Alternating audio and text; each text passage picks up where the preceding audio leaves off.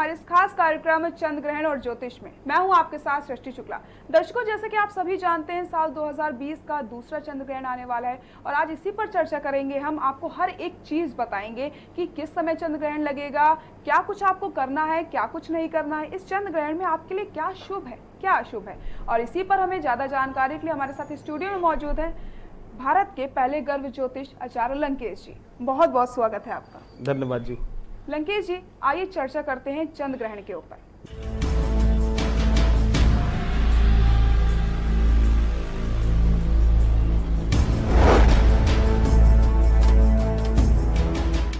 लंकेश जी, सबसे पहले मैं आपसे जानना चाहूंगी कि चंद्र ग्रहण क्या होता है और उसके बाद किस समय चंद्र ग्रहण लगने वाला है। देखिए बेटा, आपको मैं इस चंद्र ग्रहण के बारे में, जितने भी दर्शक इस कार्यक्रम को देख रहे हैं, उन्हें तो सबसे पहले मालूम पड़ना चाहिए कि चंद्र ग्रहण होता क्या है और ये जो चंद्र ग्रहण पड़ रहा है ये क्या खास चंद्र ग्रहण है। इसे उपच्छया चंद्र ग्रहण कहते हैं। 5 जून को पड़ने वाला ये जो चंद्र ग्रहण है, इसका बहुत खास प्रभाव या असर भारत में देखने को नहीं मिलने वाला है। और अगर हम बात कहें कि चंद्र ग्रहण क्या होता है, तो जब हर व्यक्ति जानता है कि जब केतु का प्रभाव चंद्रमा के ऊपर होता है तब वहां पर चंद्र ग्रहण लग जाता है। क्योंकि जो ग्रहों की छाया होती है, किसी न किसी ग्रह की छाया अगर चंद्रमा के ऊपर पड़ रही है तो वो एक ग्रहण के प्रकार में होता है। कहा जाता है कि चंद्रमा का ग्रास हो गया, केतु ने चंद्रमा को ग्रास कर लिया, ग्रहण कर लिया, तो इसीलिए इसे ग्रहण कहा जाता है। और इसका हमारे जीवन पर कई प्रकार से, पॉजिटिव और नेगेटिव दोनों प्रकार से, बड़ा ही विशेष प्रभाव पड़ता है। लंकेश जी, मैं आपसे जानना चाहूंगी कि इस बार का चंद्र ग्रहण कितना अलग है। जैसा कि मैंने बताया कि उपच्छया चंद्र ग्रहण है और ये अलग है। अलग किस लिए है? क्योंकि 3 ग्रह वक्री हो रहे हैं, जिसमें बृहस्पति वक्री है, शनि वक्री है, शुक्र वक्री है और साथ साथ शुक्र अस्त भी है जी। तो इस समय पर जो खासकर वृश्चिक राशि वाले जातक हैं, उनको बड़ा ही विशेष ख्याल रखने की आवश्यकता है। उनके स्वास्थ्य पर भी असर पड़ सकता है, उनके पारिवारिक जीवन पर भी असर पड़ सकता है और साथ साथ क्रोध की पराकाष्ठा हो सकती है। इसलिए जितने भी वृश्चिक राशि वाले जातक हैं वो सावधान हो जाएं। और एक बहुत बड़ी बात, जो लोग शेयर मार्केट से, सट्टा बाजार से जुड़े हुए हैं, उन पर भी असर पड़ेगा जी। भारत की अर्थव्यवस्था पर भी इसका असर देखने को मिलेगा। तो अगर भारत की अर्थव्यवस्था पर असर देखने को मिलेगा तो हम सब भारत के वासी हैं, भारत हमारा देश है, तो इस अर्थव्यवस्था पर पड़ने वाला असर हमारे लिए बहुत अधिक घातक हो सकता है। इसलिए हमें अपनी चीजों को बहुत ही संभाल करके, बैलेंस करके और मेंटेन करके चलना चाहिए। क्योंकि अगर अर्थव्यवस्था हमारी बिगड़ती है, क्योंकि शुक्र का अस्त होना, शनि का अस्त होना, शुक्र का अस्त होना, ये जो अस्त ग्रह है वो केवल एक है, शुक्र है, लेकिन जो वक्री ग्रह है वो शनि और शुक्र, ये सारे ग्रह वक्री भी हो रहे हैं। तो ये हमारे जीवन में कहीं ना कहीं तनाव लेकर के आएंगे। तो तनाव से बचने के लिए हमें वैदिक उपाय वगैरह करते रहना चाहिए, जिससे हमारे जीवन में कोई समस्या उत्पन्न जी। तो जैसे कि लंकेश जी ने बताया, थोड़ा सावधान रहें और इस जो तनाव आपको चंद्र ग्रहण देने वाला है उससे हम अभी आपको उपाय भी बताएंगे कि आपको क्या कुछ करना है और क्या कुछ आपको नहीं करना चाहिए। लंकेश जी, जब भी हम चंद्र ग्रहण की बात करते हैं तो सबसे पहले हमारे मन में एक ही सवाल आता है कि जो गर्भवती महिलाएं हैं या फिर हमारे घर में जो पशु पक्षी हैं, उनका हम कैसे ख्याल रखें। बहुत ही उन्नत क्वेश्चन आपका। देखिए, जितने भी हमारी माताएं बहनें हैं जी, जो गर्भवती है, जो जननी है, संसार में आने वाला कोई भी जातक उसका ख्याल रखती है, तो सर्वप्रथम तो उन्हें भी किसी भी प्रकार से कुछ कूटना नहीं है, कुछ काटना नहीं, यानी किसी भी प्रकार के ऐसे शस्त्रों का उपयोग नहीं करना है, सिलाई नहीं करनी है, यानी कि आप चाकू का इस्तेमाल नहीं करेंगी, कद्दूकस का इस्तेमाल नहीं करेंगी, कुछ कूटने के लिए आप किसी भी चीज का इस्तेमाल नहीं करेंगी, कोई ऐसा कार्य नहीं करेंगी जिससे धमक उत्पन्न हो। चंद्र ग्रहण के समय आपको एकांत में रहना है, जिसे हम आजकल क्वारंटाइन के नाम से जानते हैं, क्योंकि महामारी का दौर चल रहा है। एकांत में आप रहिए और स्वस्थ रहिए, सुरक्षित रहिए। और यदि हो सके तो आप भजन वगैरह सुन सकते हैं, मंत्र सुन सकते हैं। तो जितनी भी गर्भवती माताएं बहनें हैं, उनको चाहिए कि एक ही जगह पर स्थायी हो जाए जी। रात में 5:15 जून को जी रात में 11:15 बजे से लेकर के 2:36 तक का जो समय है वो बड़ा ही क्रूशल समय है जी। इस समय पर उन्हें विशेष सावधानियां बरतनी चाहिए। जैसा कि मैंने बताया, किसी भी प्रकार से उन्हें कोशिश ये करनी, क्योंकि रात का समय है तो मोस्ट ऑफ ऑल सब लोग अपने घर पे ही होंगे, आराम की मुद्रा में होंगे, तो आराम से बैठिए। बहुत तेज आवाज में गाने आपको नहीं सुनने हैं। आपको चाहिए कि आप मधुर मधुर भजन लगा लिए, जो भी आपको अच्छा लगता हो।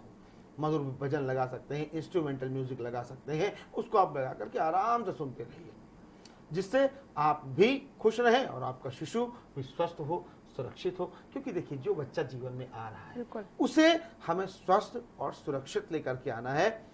और एक गर्भ ज्योतिषी होने के नाते ये मेरा एक दायित्व बनता है कि जितनी भी गर्भस्थ माताएं बहनें हैं उन्हें सही सलाह प्राप्त हो। और हालांकि इस बार के चंद्र ग्रहण में सूतक काल मान्य नहीं होगा जी। कई बार ग्रहण में होता है ना कि सूतक काल कितने बजे से लग रहा है, क्योंकि उपछाया है तो कोई खास सूतक काल का असर नहीं है। लेकिन फिर भी जो भी गर्भवती माताएं बहनें हैं, मेरा उनसे हाथ जोड़ करके निवेदन है कि आप 11 बजे से 8 घंटे पहले, यानी कि 3 बजे से ही आप चीजों को फॉलो करना शुरू कर दें। किसी भी प्रकार का काटना, छीलना, सिलना, कुछ काम नहीं करना आपको। आप समझिए कि आप रेस्ट डे मना रहे हैं, आराम करिए, प्रभु का भजन सुनिए। और जो भी आपके घर में हैं, आपके पति हैं, और भी लोग हैं, आपकी देवरानी है, और लोग हैं, वो थोड़ा सा आपकी हेल्प करें, आपकी सासू माँ आपकी हेल्प करें। और क्योंकि ये दिन आपको सुरक्षित रहने का दिन है और आपके ऊपर एक नए जातक जो धरती में जन्म लेने वाला है उसकी जिम्मेदारी है, तो उसका भी ख्याल रखते हुए आप अपनी चीजों को उन्नत बनाइए। जी। लंकेश जी, अगर बात करी जाए पशु पक्षियों की जो हमारे घर में, तो उनको किस तरीके से हम देखभाल कर सकते हैं और चंद्र ग्रहण से कैसे बचा सकते हैं? अब पशु पक्षी घर में है, यदि गाय हम घर में अपने पाले हुए हैं तो हमें चाहिए, खासकर अब तो गाय तो देखने को बहुत कम मिलती है, कुत्ते ही घर में देखने को मिलते हैं। तो अगर आपने गाय पाली हुई है, भैंस पाली हुई है, तो और यदि कोई दुधारू पशु है तो आप उसके पेट पर, सींगों पर, मत्थे पर गेरू का लेप कर दीजिए। गेरू होता है ना, गेरू का लेप कर दीजिए, या फिर तुलसी के पत्ते लेकर के आप ऐसे बना करके गेरू का लेप कर सकते हैं पशु पक्षियों के ऊपर। तुलसी का लेप ध्यान रहे कुत्ते के ऊपर आपको नहीं करना है। कुत्ते के पंजे पर थोड़ा सा आप गेरू वगैरह लगा सकते हैं, जिससे उसको प्रभाव ना पड़े।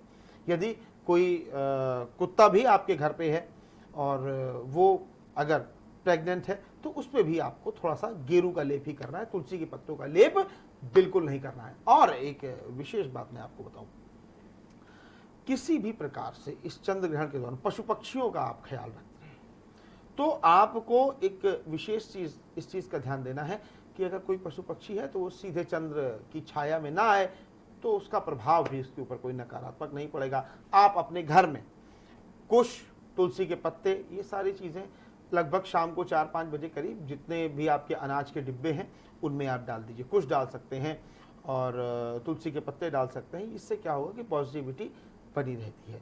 और शाम को 6 बजे के आसपास तक आप प्रयास ये करें कि प्रभु के जो पट हैं उसको आप पूर्णतः बंद कर दीजिए, पर्दे वगैरह डाल दीजिए। और एक विशेष बात इसमें और है कि पशु पक्षियों को तो ख्याल हमने रखा, स्वयं का भी ख्याल कैसे रखना है उसका भी तो ध्यान देना है ना, कि भाई गर्भस्थ है माताएं बहनें, तो वो भी क्या कर सकती हैं, वो भी अपने पेट में थोड़ा सा गेरू या फिर वो तो तुलसी के पत्ते का लेप, तुलसी के पत्ते का लेप बनाएं और लगा करके अपने गर्भ पर, अपने मस्तक पर, कंठ पर, नाभि पर लगा लें, जिससे शिशु सुरक्षित होगा, स्वस्थ होगा। किसी भी वातावरण में उपस्थित किसी भी प्रकार की नकारात्मक ऊर्जा का प्रभाव उनके जीवन पर नहीं पड़ेगा। जी, तो हम भी यही कामना करते हैं कि आपका होने वाला बच्चा और आप हमेशा सुरक्षित रहें, इसीलिए हम आपको ये सारी जानकारी दे रहे हैं ताकि आपको किसी प्रकार की कोई परेशानी ना हो पाए। जैसे कि लंकेश जी ने बताया कि आपको क्या कुछ करना है और किन किन चीज़ों का विशेष ध्यान रखना है, तो आप इन चीज़ों का विशेष ध्यान रखें। लंकेश जी, अब बात आती है चंद्र ग्रहण की, तो एक और सवाल मन में आता है कि अगर खाने की बात की जाए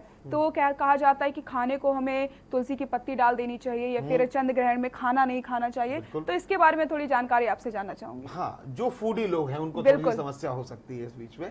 फिर देखिए, जितने भी फूडी लोग हैं जो खाने के बहुत अधिक शौकीन है कि भाई चलिए भोजन किया है तो भोजन के बाद में आइसक्रीम वगैरह खा लेते हैं और सारी चीजें खा लेते हैं, तो ग्रहण काल के दौरान थोड़ा सा, क्योंकि देखिए जो भी आपको भोजन पानी करना है वो 10 बजे तक कर लीजिए।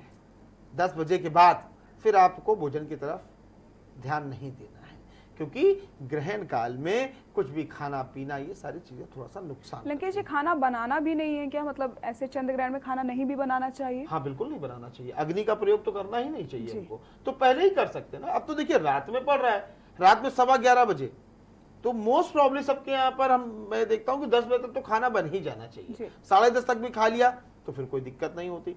10:30 तक आप भोजन आराम से कर लीजिए, उसके बाद आराम से बैठ करके प्रभु का भजन कीजिए। आप देखेंगे कि ग्रहण का कोई भी नकारात्मक प्रभाव आपके जीवन पर नहीं पड़ेगा। रामचरितमानस का पाठ, जितनी भी हमारी माताएं बहनें हैं, गर्भस्थ हैं, या जिन्होंने नया दाम्पत्य जीवन अपना शुरू किया है, उन्हें भी इन सब चीजों का विशेष ख्याल रखना चाहिए कि जब तक ग्रहण काल खत्म ना हो, आप लोगों को चाहिए, जो भी नए दंपति हैं, ग्रहण काल तक आप लोग आमने सामने बैठे और संभवतः यदि हो सके तो एक सीट पर, एक सोफे पर या एक बिस्तर पर एक साथ आप ना बैठे।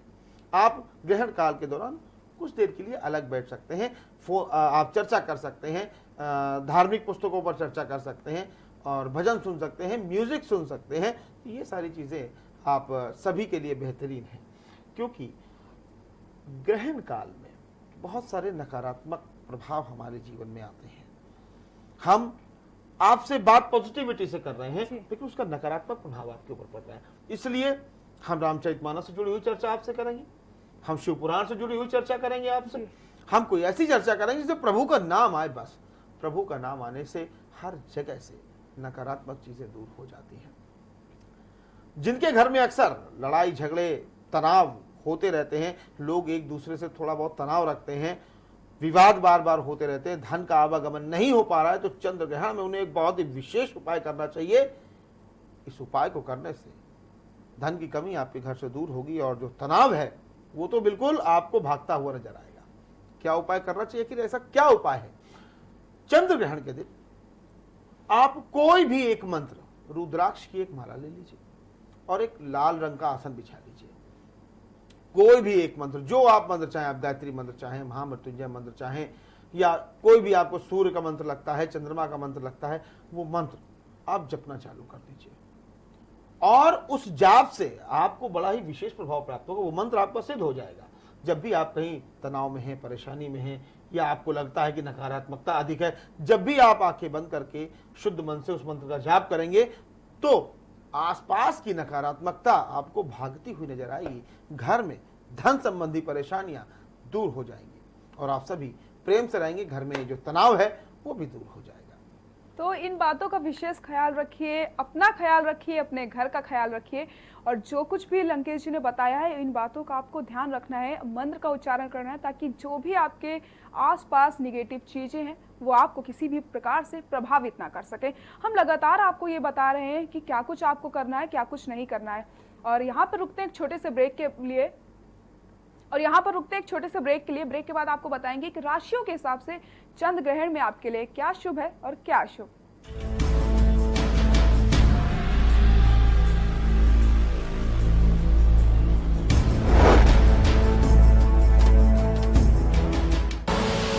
आप देख रहे हैं के न्यूज, खबरों का सारथी। Mount Litra Z School, Unnao, #1 in academics, #1 in sports, best teachers, best result, smart classroom, best transport facility, world class infrastructure के साथ Mount Litra Z School, Unnao। Corona संकट काल में के न्यूज इंडिया की देशवासियों से अपील है कि हम जाति धर्म को भूलकर कोरोना को हराने में एक साथ खड़े हों। जरूरतमंदों की मदद करें। कोरोना के खिलाफ जंग में हम अपना योगदान दें। हम सब मिलकर लड़ेंगे और मिलकर जीतेंगे। मिलेगा हर समस्या का समाधान। विवाह में बाधा, जीवन में वास्तु शास्त्र का प्रभाव, शिक्षा में ग्रह नक्षत्रों का प्रभाव, कारोबार में आने वाली हर बाधा का, जिंदगी में ग्रह नक्षत्रों का प्रभाव, नौकरी में बाधा। देखिए हर समस्या का समाधान live with Acharya Lankesh.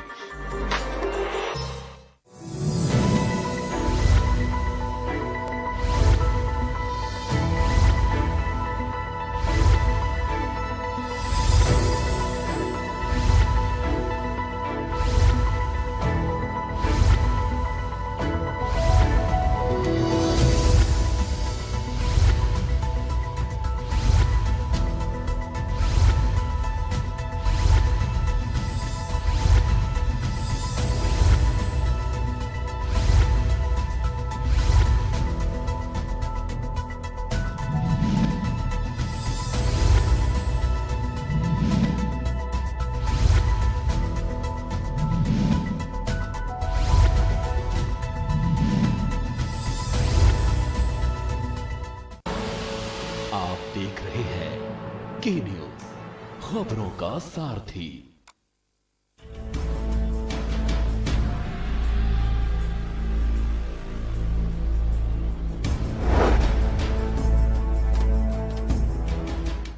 Break के बाद एक बार फिर से आप सभी का स्वागत है। हम बात कर रहे हैं चंद्र ग्रहण और ज्योतिष की। हम आपको बता रहे हैं कि चंद्र ग्रहण में आपको क्या कुछ करना चाहिए, क्या कुछ नहीं करना चाहिए, कौन सी चीजें आपको ज्यादा प्रभावित करेंगी, साथ ही साथ आप चंद्र ग्रहण से खुद को कैसे बचा सकते हैं। लंकेश जी, अब जानना चाहूंगी आपसे कि राशियों के हिसाब से हमें क्या कुछ करना चाहिए, क्या कुछ नहीं करना चाहिए, लेकिन उससे पहले चंद्र ग्रहण कौन सी राशि को सबसे ज्यादा प्रभावित करेगा और कौन सी राशि के लिए, क्या किसी राशि के लिए अच्छा भी है? हाँ, लगभग बहुत सी राशियों के लिए अच्छी है भाई। हर चीज के दो पहलू होते हैं। Every coin has two sides. ये दो साइडें होती ना, ये कहीं ना कहीं प्रभावित करती हैं लोगों को। देखिए, समझने वाली बात है कि राशियों के बारे में तो मैं आपको बताऊंगा, लेकिन उससे पहले मैं एक बड़ी गंभीर बात आपको बताना चाहता हूँ। जो चंद्र ग्रहण यहाँ पर पड़ रहा है, ये वृश्चिक राशि को सबसे ज्यादा नुकसान पहुंचाने वाला है। वृश्चिक राशि के जातकों को बहुत सारी चीजों को संभाल करके रखना चाहिए, और ये आपको जल संबंधी परेशानियां भी देगा। आप देख रहे हैं जल प्रलय के आसार आपके आसपास बनते हुए दिखाई दे रहे हैं। और साथ साथ इसमें एक बड़ी गंभीर चीज भी है कि किसी भी प्रकार से बहुत ही नामचीन राजनीतिक जो शख्सियत हैं, उन पर जान का खतरा मंडरा रहा है। यानी कि उनके ऊपर किसी भी प्रकार का आक्रमण, कोई भी हो सकता है, राजनीतिक शख्सियत है, तो यहां पर राजनीतिक शख्सियत की हानि होने के भी चांसेस बनते दिखाई दे रहे हैं। जीवन पर उनके कुछ खतरा दिखाई दे रहा है। मतलब जो नेम फेम वाले व्यक्ति होंगे, राजनीति से भी जुड़े होंगे, उनके ऊपर कुछ तनाव बनता हुआ दिखाई दे रहा है, जो चीज चंद्रग्रहण के हिसाब से अच्छी नहीं है। तो अब जो राशि के बारे में मैंने बताया कि वृश्चिक राशि वालों को थोड़ा सा सावधान रहना चाहिए, और साथ साथ यहाँ पर जो चीजें शेयर मार्केट वालों के लिए आ रही, जो भी सट्टा बाजार शेयर मार्केट में लोगों ने इन्वेस्ट कर रखा है, वो बहुत ही सोच समझ करके चीज़ों को फॉलो अप दें, उनको भी नुकसान होने के चांसेस हैं। धन आपका डूब सकता है, इसलिए बहुत सोच समझ करके चीज़ों को इन्वेस्ट करें, चीज़ों को बेचें।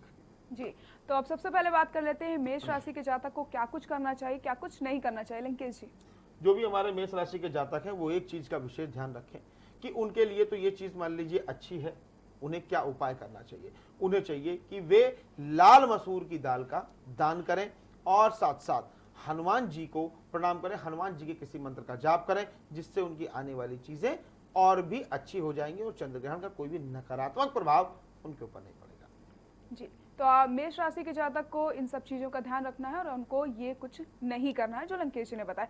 लंकेश, जब बात करते हैं दूसरी राशि की यानी वृश्चिक राशि के बारे में। वृष राशि, जी, जो हमारे वृष राशि के जातक हैं, वो इस चीज को थोड़ा सा समझे, क्योंकि वृष राशि जो होती है वो चंद्रमा की बड़ी ही फेवरेट राशि होती है। जी, तो वृष राशि के जातकों को चाहिए किसी वाद्य यंत्र का दान करें, और आज के दिन कोई डिसीजन बिल्कुल ना लें, क्योंकि आज के दिन लिया गया डिसीजन आपको हानि पहुंचा सकता है। तो आज का दिन टाल दीजिए, 5 जून छोड़ करके आप 6 जून को डिसीजन ले लीजिए।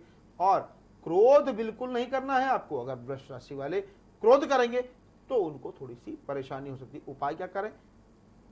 गौ माता को रोटी पर मलाई लगा करके आप शाम को गोधूली बेला में खिलाइए, देखिए आपको लाभ मिलेगा।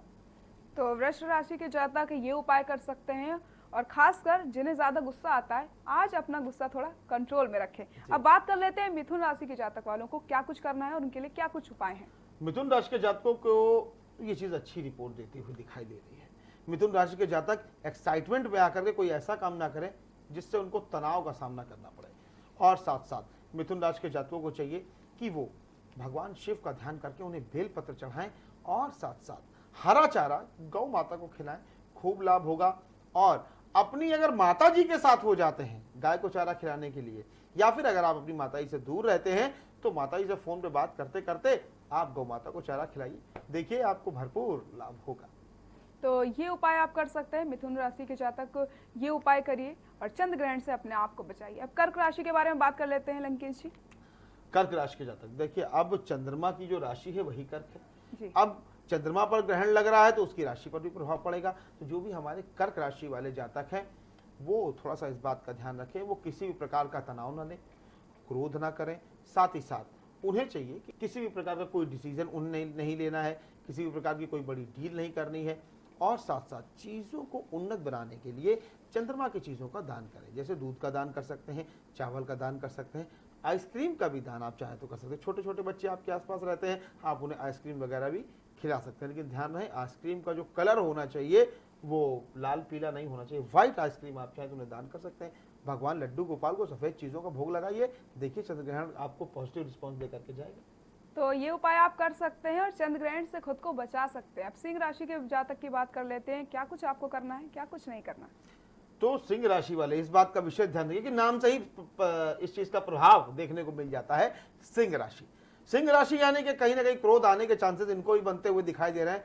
तो जितने भी सिंह राशि के जातक हैं उनको सलाह दी जाती है और यहाँ पर उनको थोड़ा सा टोका भी जाता है कि अपना सिंहत्व रूप कृपया ना दिखाएं, थोड़ा सा शांत रहने का प्रयास करें। क्रोध में लिया गया डिसीजन आपके लिए हानि का कारण बन सकता है, इसलिए आप यदि संभव हो सके तो किसी से कोई बातचीत आज के दिन बिल्कुल ना करें और एकांत में रहें, प्रभु का भजन करें और साथ साथ आपको चाहिए कि लाल फल आप गौ माता को खिलाइए। देखिए आपको आज के दिन इसका लाभ मिलेगा। लाल फल आप अनार खिला सकते हैं, सेब खिला सकते हैं और साथ साथ आपको चाहिए कि चीज़ों को उन्नत बनाने के लिए आप शिव पुराण का दान करें, तो आपके लिए बहुत ही ज़्यादा बेहतर होगा। जी, तो लगातार लंकेश जी बता रहे हैं कि कोई भी राशि वाले हो उनको क्रोध नहीं करना चाहिए। क्रोध विनाश का कारक होता है। गुस्सा ना करिए, खुश रहिए और सबको खुश रहने दीजिए। अब बात कर लेते हैं कन्या राशि के जातक वालों की। कन्या राशि वालों को क्या कुछ करना है।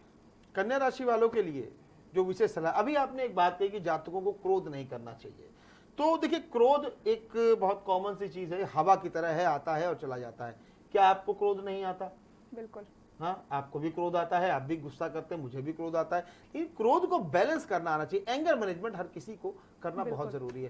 तो कन्या राशि के जातकों के बारे में बात कर लेते हैं। जो भी हमारे कन्या राशि के जातक हैं उनके लिए भी चीजें अच्छी हो सकती हैं, बट वो थोड़ा सा एक चीज का ध्यान दें कि अगर कन्या राशि वाला कोई जातक है, वो स्त्री हो या पुरुष, उसे अपनी चीजों को उन्नत बनाने के लिए आज के दिन शिक्षा सामग्री का दान करना चाहिए।